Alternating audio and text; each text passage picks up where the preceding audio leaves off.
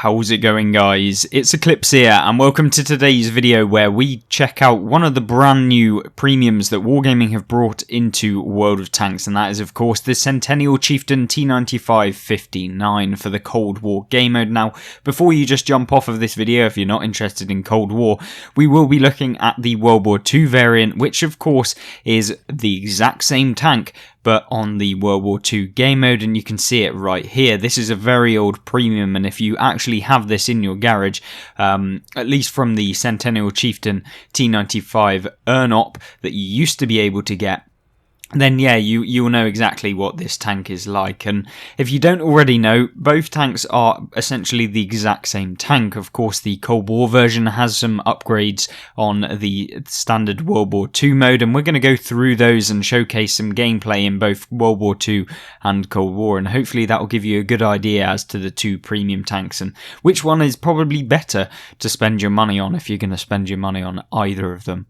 So first things first, what does the World War II one, the base kind of standard version of the tank, actually have within the game? Well, of course it has 240 alpha damage, 1400 hit points, 42 kilometers max speed, and a fairly decent 422 meters vision range with my commander in it, so it's probably looking at a base value of about 400.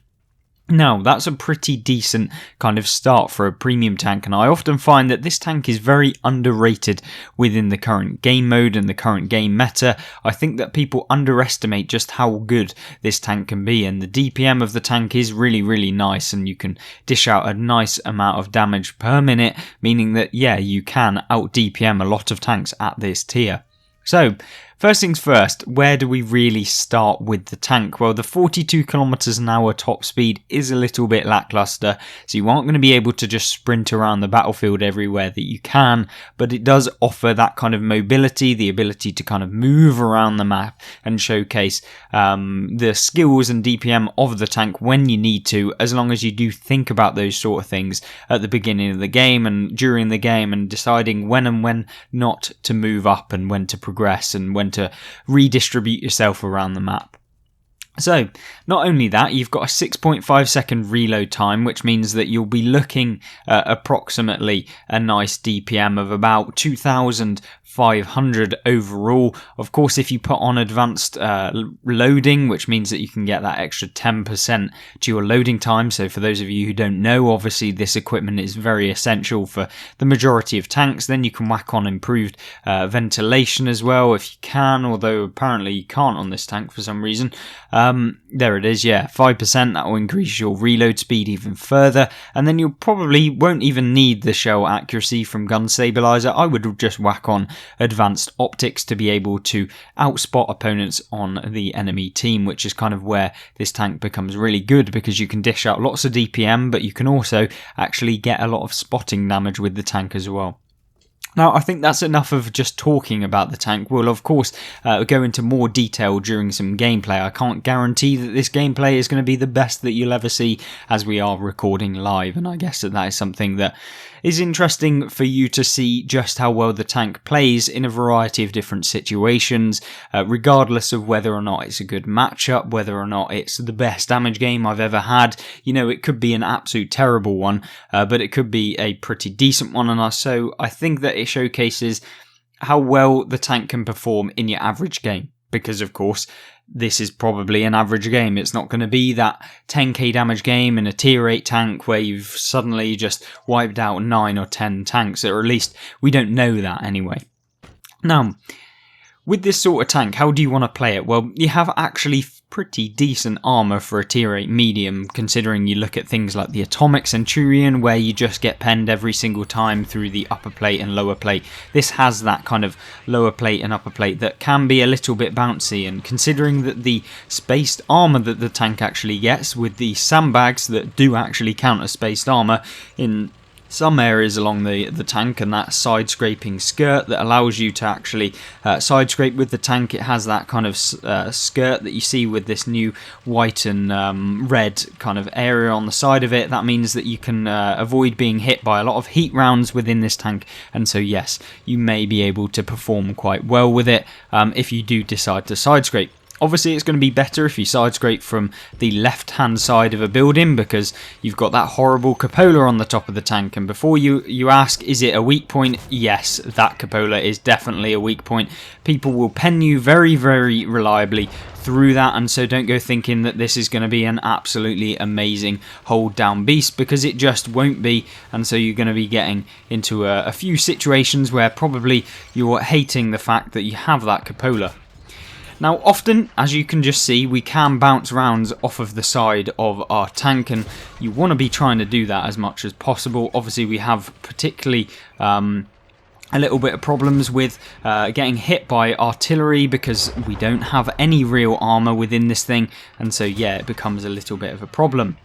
Now, the standard round penetration of the tank is, of course, fairly average. It's nothing particularly fantastic, so you aren't going to be able to just absolutely trollop the opponents, but you will be able to consistently bounce a few rounds at least with the turret armour. And so if you keep moving, it becomes a lot harder, and you can see people just bouncing off the turret of this tank. You see this AMX-50-120 firing premium rounds into us, and he still has no chance of being able to pen us. Obviously, it will depend on whether or not they're hitting your cupola, because if they do, you will be losing a lot of hit points within this tank, and so you've got to be a little bit wary when people are saying that this has superb armour, because although it does have good armour, it definitely doesn't have superb one, and that's something that you'll need to note down if you decide that you want to pick up this tank, at least on the World War II game mode. When we talk about the Cold War game mode, it will be different, and so you'll have a variety of different kind of attributes that this tank can kind of offer. And so yeah, we can't compare them directly, but what we can do is give you an idea as to which one is best for the variety of different situations that you might want this tank for. Now, the Somua SM, or the Brask now, has decided that he's just going to YOLO, so what we'll do is try and track him here, which we don't manage to do, which is a bit unfortunate. And so what we're going to do is try and get one into the tracks, but we managed to pick him up with one more hit. Hopefully, if he decides to YOLO again, he'll be getting taken out of the game pretty quickly. Now, you can see we've picked up 1200 damage, which is by no means a terrible game. Unfortunately, we are probably going to get taken out here by the E75. No, we aren't actually. We get bounced a shot off of the turret. The artillery takes us down to a one-shot, and it's probably looking like curtains for us, I'm not going to lie. We haven't got anywhere to really go. If we try and evade, we're going to get hit by this E75. If we then try and run away, we might get shot from someone down in the town, so it's a little bit tedious, at least at the minute. So what we are going to do is just try and get away. If we possibly can, that will mean that we can get away with a lot more shots and potentially some of the opponents, but unfortunately we do get hit by the Brask on the move there, and yeah, we get shut down. You know, you could see what this tank is kind of like within this game. Not particularly a fantastic game mode or a game. 2000 damage is nothing to really sniff at, but certainly isn't something that you want to be consistently doing, especially if you're going for your marks of excellence. We didn't get much assistance damage, but we did block 1200 damage within this tank. So yeah, you can see that the turret armor does actually work as long as they don't hit that big cupola on the top of the tank. Now, I'm not saying that you won't get penned in the turret, because if you're coming up against tier 10s with high penetration rounds, then 9 times out of 10 they will be able to actually pen your turret just straight through the cheeks. But then again, what medium tank at tier 8 doesn't have that happening to it anyway. But yeah, certainly a very, very fun tank, and if we compare it to the Cold War version of the tank, we'll get a little bit of a discussion going as to whether or not you should purchase one over the other, and then compare the cost of gold as well, because that is something that people don't often compare with the different tanks. Yes, you may be able to get a maybe a better kind of performer for your silver, but then again you are paying maybe double the price to be able to do that. So let's compare all of the factors between the two and yeah, give them a bit of an overview. Now, you can see here the Centennial Chieftain T95-59, the Cold War version, has a few kind of different characteristics. Now, the penetration values of the Cold War Centennial have obviously gone up. So they've gone up to 262 as opposed to the 200, and the premium round penetration is superb at 304, meaning that you're really going to have no trouble going through a lot of the people at the tier that you'll be playing in the Centennial on Cold War. So that means that it's going to be a fantastic one if you can use the DPM of the tank. Now, talking about the DPM, I think it's important that we have a look at what it actually is. You've got 8.82 rounds per minute with 280 alpha damage, obviously the 40 extra over the over the World War II mode Centennial, which means that yes, you'll be dealing a lot more DPM per minute. Obviously, we're coming up against tanks that have more hit points, so effectively you're probably not doing as many percentage hit points on opponents that you'll be facing. But you have better accuracy, you've got better aim time, you've got more alpha damage, you've got better penetration, and so overall I would expect that this tank can actually deal a fairly consistent amount of damage to the opponents that you're coming up against. Now, with the tank, do you actually get any bonuses to your silver urn when playing the Centennial? Well, I'm not entirely sure, because at the moment, if we have a look at the appearance, I can't remember where they actually show the silver urn potential of the tank itself. I think it is in the detailed statistics, although for some reason I can't actually find it. There down in the bottom right, 150% silver bonus earn, which is the same as the the World War II mode, except on Cold War you typically earn a hell of a lot more silver per game. And I guess it's something that you should probably take into account, because if you're buying it for purely a silver earn potential, then you want to be thinking about that and deciding whether or not which tank you're going to purchase. Obviously, the store version of this tank here is going to cost you about 7,000 gold if you want to purchase it when it's not a fully loaded or prime bundle. It does come out on the 9th of November if I can work that out properly. I think that is around that sort of time when the base model of the tank will be available. That's very similar to the full price cost of the Centennial on World War II, so you really don't have much change in silver, so it's really down to you whether you purchase this Cold War one or whether you purchase the World War II one. I think, for me personally, I would recommend this tank. I think it's going to be a better one overall, although the World War II mode is fairly decent. I just think that you'll be better suited to purchasing this tank because it just will have the advantages over the other tanks within the tier. Obviously, you've got some pretty stiff competition when you're playing the Centennial against some of the other Era 1 tanks, and I mean, I guess in comparison, you're coming up against things like the Object 268 very reliably.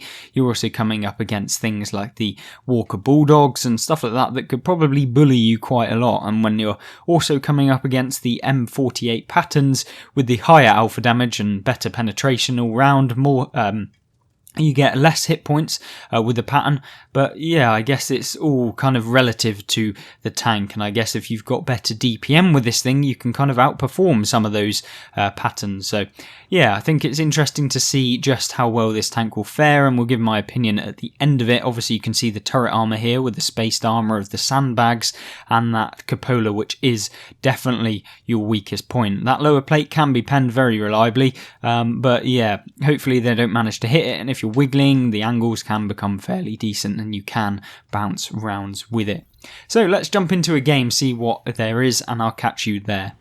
Right, so the game that we are in currently is of course on Mannheim, probably my least favourite Cold War map within the World of Tanks Modern Armour. It really isn't a map that I find particularly very entertaining. There's a lot of things wrong with it, I think, in my personal opinion, but of course you guys are open to your own opinions. But I think if we try and justify it, I think that what happens is a lot of the time that camping tends to win on this map. As much as I want to say that advancing is something that you should be doing a lot of the time in World of Tanks, this map really does kind of counter that methodology. And so a lot of the time I find that people who camp on this map tend to do pretty well because they conserve their hit points until the later half of the game. And when you have that hit point advantage at the end, because the hit points of Cold War are just so much more, it becomes very, very difficult for anyone that's been aggressive with a lot less hit points to actually overcome some of those campers that were on the higher amount of hit points. So although I want to say be very aggressive in Cold War, it is very kind of, it's very situational. A lot of the time you do want to be aggressive, but then again sometimes you don't want to be aggressive whatsoever. So it really is a fairly difficult thing to kind of think about when you're playing Cold War. Obviously you have to think about all the various different options that happen within the game, and so yeah, sometimes you do have to be aggressive, sometimes you don't. And I guess that's where Cold War is loved and hated by a lot of people, because yes, it can be very, very tedious, but it can be very, very fun as well. And I think that people get the wrong end of the stick with Cold War, and yes, I was one of those people who found it very, very difficult to get into at the beginning, and I've slowly come round to playing it. I'm not saying it's a perfect game mode, probably far from it, but it is one of the ones that I've enjoyed playing a little bit more, and certainly the silver earn potential of Cold War has made it a hell of a lot better, at least for me to play personally. Now, with regards to moving up and being a medium tank within Cold War, I think that there's plenty of opportunity for you to have some fantastic games with a tank like this. Obviously you can hit people for a hell of a lot of damage, and when you can consistently do that like you can with the Centennial, you can see here we're just putting round after round and tracking this guy down, and the reload time makes the tank even better, because of course you can dish out that damage pretty quickly and with a fairly decent amount of hit points in every single hit. Now, am I saying that the tank is broken within Cold War? Well, no, I'm not saying that at all. I think that the tank is very, very competitive, and you will be able to have some fantastic games within the game mode. Do I think that it will be super, super useful for you to pick up this tank? Well, probably not. I mean, there is some fantastic tanks that everyone's got as part of the season that I think are fairly decent as well, and so you'll have to take that into account when you're playing. Now, what you see here is, of course, we picked up quite a bit of damage. Is it the most damage that anyone's ever seen in Cold War? Well, no, of course. There are plenty better games that I've had within the game mode, but we picked up 1500 damage. It's pretty quick, and I know for a fact that we'll be earning a ton, and I mean a ton of credits at the end of this game, because with Cold War vehicles, what you'll notice is that often you can have a pretty mediocre game but be making 200,000 silver. You compare that to the World War II game mode and you will have no chance of making anywhere near that. And if you then whack on a lot of the silver bonuses that you get from various different operations throughout playing, you'll notice that there are a lot of things that you can actually do a lot better with the Cold War game mode, and that is something that you'll have to kind of think about when you're playing. And so, yeah, I think it's a very interesting thought to have when you're playing this tank and when you're playing Cold War in its sense anyway. And so, yeah, I think that the tank is perfect, and with the hit points advantage that you get with this tank, I think it makes it somewhat interesting to see just how well it can perform against some of those less, the patterns and stuff like that we've got going on here, and the ones that maybe are a little bit more difficult to kind of play because you have a significant hit point advantage over them. And so yeah, I think that people underestimate just how good that this tank will be when you're coming up against people.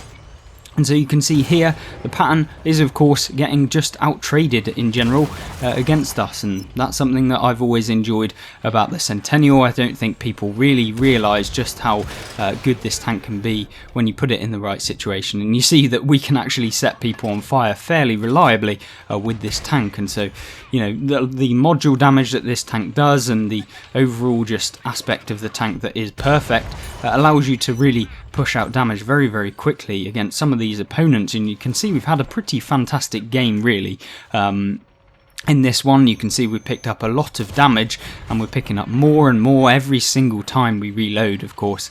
And because of the accuracy of the tank and just the overall kind of greatness, you can really dish up a lot of damage very, very quickly. And you can see tanks like the T-44A have just been getting mauled by this tank. The constant DPM of it just makes it so fun to play, and I guess that's where I really like the Centennial. It really does bring back the traditional Centennial vibes from playing the World War II mode one that I really did enjoy over the time that it was released back in, I think, probably like 2016.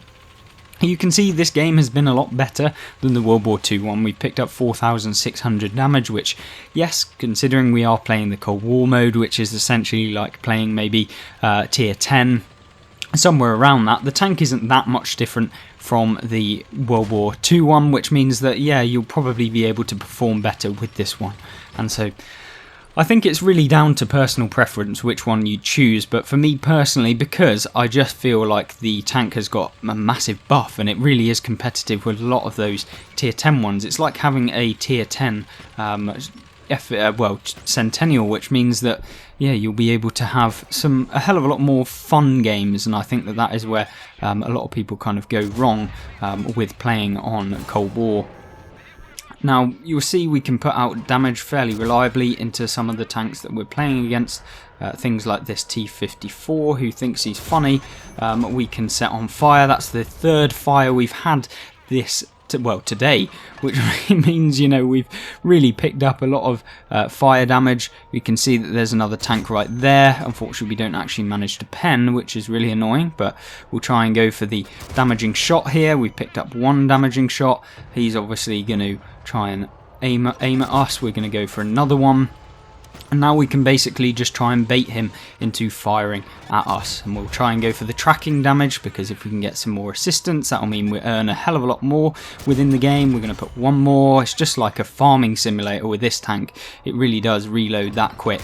And yeah, it just is a fantastic tank to be getting on with and giving a go. And I think that people really do underestimate tanks like this within World of Tanks. Yes, they may not have the highest alpha damage within World of Tanks, but when you can deal that damage so consistently as with this tank, I think that people really do not realise just how good they actually are. What we can do now is put one more. Hopefully now we've got to go to the cap circle, because the T-44A over there is being a little bit of a rat. Obviously this is like a heavy tank essentially, although really it is like a medium tank, because people, if they aim, will be able to just outtrade you, and you're not going to be able to really perform that amazingly against people when they are firing premium rounds, or if they are firing higher impact rounds. So that's something you have to kind of deal with if you are going to play this tank. I think that people will probably underestimate that when you're playing in something like this, and so you have to kind of decide which playstyle you want to play with this tank. I think for me, I've enjoyed playing it because, you know, you've got that high DPM, you've also got the armour that kind of backs up that, and so yeah, you can see just how much damage you can push out. And when people aren't playing correctly, or if they do decide that they're just going to YOLO you, yeah, you can pick up damage so quickly.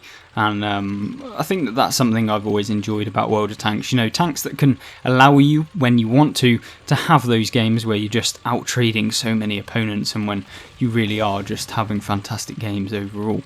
Now, what do I think is the kind of best option for you if you are thinking about purchasing a premium tank? Well, I think a lot of the time it's down to your kind of personal preference. Are you a medium tank player?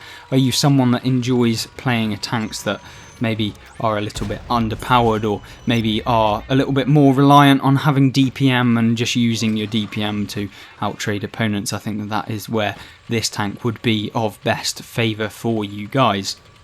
Now, I think that the price of the tank at the end of the day, when you fully have the tank at its cheapest, I think that is a fantastic price for the tank that you're really getting. Do I think that you have to go out and purchase the tank itself, getting that ridiculous amount of money that you'd have to spend? I think it would probably be about £20-something for you to be able to purchase this tank at full price. Do I think that is worth it? Well, I think at the end of the day, a lot of the time when you're purchasing tanks on World of Tanks, if you compare them, regardless of how much they actually cost base, to the other price of some of the tanks within the game, then that is really where you really need to compare the tanks, because you can't really compare apples and pears. If you're, like, say, comparing the price of this tank to a tank in a different game, well, that's not really fair. I mean, I think it's really down to how much you think that the tank is worth, as opposed to how much you think it should be worth.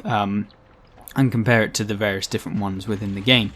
Now, of course, we've had a very good game, I'm not going to lie. 7,000 damage nearly within this is pretty decent, and you can see that we actually know the Centennial is going to be coming round about here, and so we're going to hopefully move over to the right. We'll hopefully be able to get some damage. Obviously, the Object 165 here is on pretty low hit points. He's put one into the Centennial, which will hopefully be able to move up and kind of get in a bit of a pincer maneuver, sausage sandwich as I like to call it, and then we can really focus our damage on getting them overall. Now, the Centennial doesn't know that we're behind him, and so we're going to have to put that damage out pretty quickly, because if we don't, we're going to end up with the scenario whereby yeah, we may not be able to outtrade him. I think it's going to be a case of who has the next, and we win the game. There we go. Oh, that was a little bit tense at the end there. 360 XP plus, which means it was a very good game. We'll probably end up with a mastery badge, that one.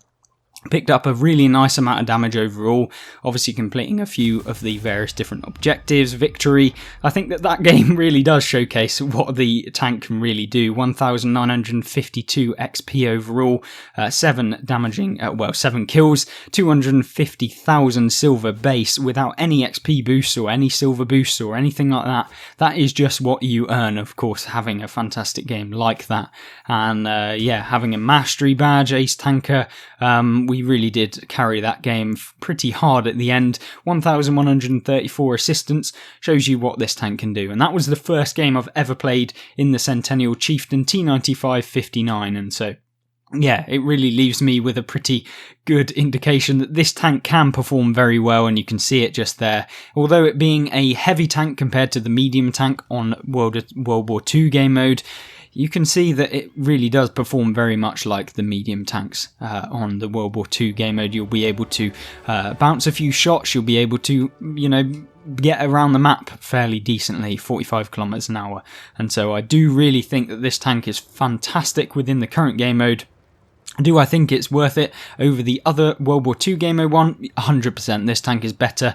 I do enjoy this one, and I think that you too will enjoy it if you do manage to pick it up, or if you do decide to spend a bit of money on this one right here. Obviously, let me know what you think of this tank. Let me know what you thought of the replays, and if you want to check out some of the other Season Pass tanks that we have within World of Tanks console Modern Armour this season, then yes, I have a lot of videos on those, so if you want to check out them out and decide whether you want to purchase a season pass or just to see what that tank is actually like within the current game mode and the current game meta, then of course let me know what you think. So there we go. Hopefully you did enjoy, and I hope that you join me in one of those videos very soon. Goodbye.